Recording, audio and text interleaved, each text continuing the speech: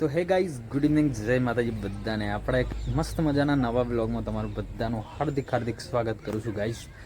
તો ગાઈઝ, આજે છે નવરાત્રિનું 8મું નોરતું અને ગાઈઝ આપણે એક દિવસ એટલે લગભગ 6ઠ્ઠા કે 7મા નોરતાનું આપણે બ્લોગ નાખ્યો નથી. કારણ કે એવું થયું કે ગાઈઝ આપણે ગયા હતા, બ્લોગ શૂટ પણ કર્યો તો, થોડો ઘણો સ્ટાર્ટ કર્યો તો, પણ તમને ખબર છે કે વરસાદનો માહોલ છે તો 7મું નોરતું તો ગાઈઝ ફેલ જ્યો. કારણ કે ઘણાની નવરાત્રિ બગડી છે અને બધા તમે જે ગરબાની અંદર જે આયોજન કરવામાં આવે છે, ડેકોરેશન મંડપ ને બધું, એવું બધું ઘણું બધું નુકસાન પણ આવ્યું છે. અને આપણે પણ જ્યાં હતા પણ ગાઈસ છે ને બ્લોગ શૂટ કરવાનો મેળ આવ્યો નહોતો, કારણ કે વધારે જ વરસાદ આવ્યો હતો રાત્રે. તો 7મા નોરતાનું તો આપણે બ્લોગ શૂટ કરવાનું રહી ગયો. અને ગાઈઝ આજે છે 8મા નોરતો એટલે 8મ થઈ અને 8મનો આપણે બ્લોગ શૂટ કરવાના છીએ આજે. તો કેવો માહોલ રહેશે 8મનો એ પણ તમને બ્લોગમાં બતાવવાના છીએ. તો હાલ તો જો આપણે ધાબા પર આવીએ છીએ, મસ્ત વ્યૂ આવી છે મારી પાછળ. તમે જોયો સુરત દાદા મસ્ત એવા કળાએ સોળે કળાએ ખીલી ગયા છે. એનું કારણ છે ગાઈઝ થોડી જ વાર પહેલાં વરસાદ આવ્યો હતો. એ વરસાદ આવીને પછી બંધ થયો ને એટલે એનો માહોલ મસ્ત અલગ જ લાગે છે. આમ થોડી ગરમી પણ લાગી રહી છે હાલ. તો આપણે ચલો નીચે જઈએ, બધાને મળીએ અને આજના બ્લોગમાં કન્ટિન્યુ બનાવી રહેજો. તો guys Patel good evening. Good evening એટલે ફોજનાનો ટાઈમ હોય 4 વાગે પછી ગુડ ઇવનિંગ કહેવાય, બરોબર? હા હા, જય માતાજી. બીડુ હાય બીડુ. હા જો ગુડ્ડુ હાલ ઉઠી બેટા. અમે દૂધ ચા પીવો, દૂધ ગરમ કર્યું. ગૌતમભાઈ કાચમાં, ગૌતમભાઈ બોલો આવી ગયો. ગૌતમભાઈ અમારે તો ડાયરેક્ટ થઈ ગયું. જો માર મનીષાબેન, બોલો મનીષાબેન. Good evening. જો જો ખાઈશ છે ને, અમને ફોન બગડ્યો હતો ને એટલે સ્માઇલ જતી રહી હતી 2 દિવસથી, પણ હાજર છે ને ફાઇનલી ફોન પેલો સ્ટાર્ટ થઈ ગયો છે. એટલે સ્ટાર્ટ થઈ ગયેલો જો આખી ખુશી બદલાઈ ગઈ છે. અને આપણે નિવેદ કરવાનો, ખબર તો નિવેદ મૂકવાનું. આ જો આ ચોખા છે ગાઈસ, 8મનો નિવેદ થાય છે મંદિરે, અમારા મોટા મંદિરે આ બાજુ જો, આ બાજુ. તો એનું નિવેદ કરવાનું છે. અને આપણે સવારમાં ઘરમાં નિવેદ કરી દીધો છે. જો આ બધું શ્રીફળની ઉપર સાથે કરી દઈએ. હા નટુબા, બોલો નટુબા.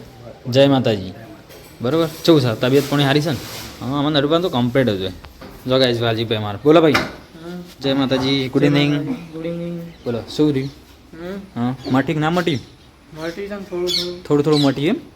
2-3 વખત ડ્રેસિંગ થયું હશે, બરાબર? હજી એટલો બધો ફરક નહીં પડ્યો ને?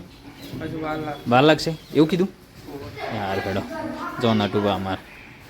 હા નટુબા, બપોરે ઓછું ખાધું લાગે. નહોતું ખાધું ને, પ્રસાદ એકલી ખાધી છે એટલે.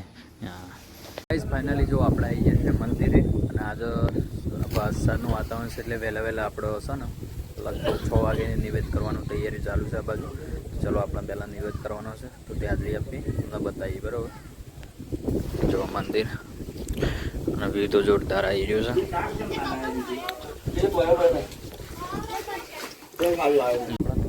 હતો ને નવો લગાવવાનો છે મહારાજનો ધજા જુઓ તો, અને જો નવો લગાવ્યો અને પેલા મંદિરનો લગાવવાનો છે.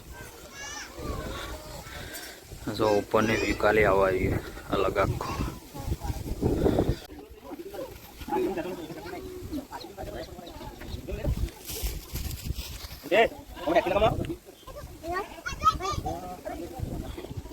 આ છોકરો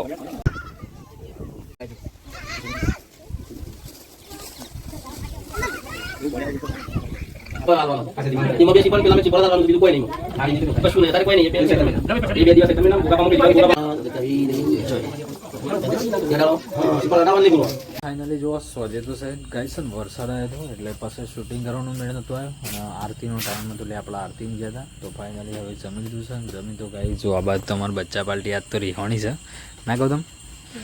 ગુડ્ડુ અમારે ગુડ્ડુ રીહોણી છે. ચો જવાનું છે તારે? તારે ચો જવાનું છે? પપ્પા કહે છે કે ગમો જવાનું છે. ચો જવાનું છે પેલા કે? ગમો જવાનું? ગમો જો શું કરવા જવાનું છે?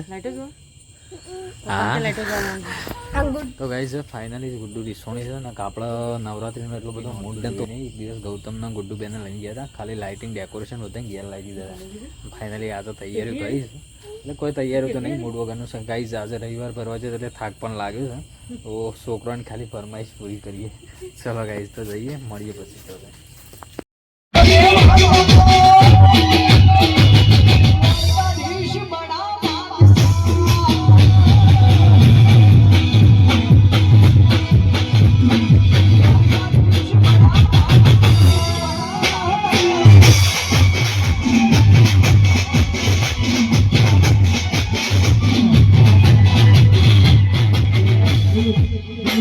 સુરેશભાઈ ખાસ તમારી સોય ઠાકોરની આંખથી નથી રાખો.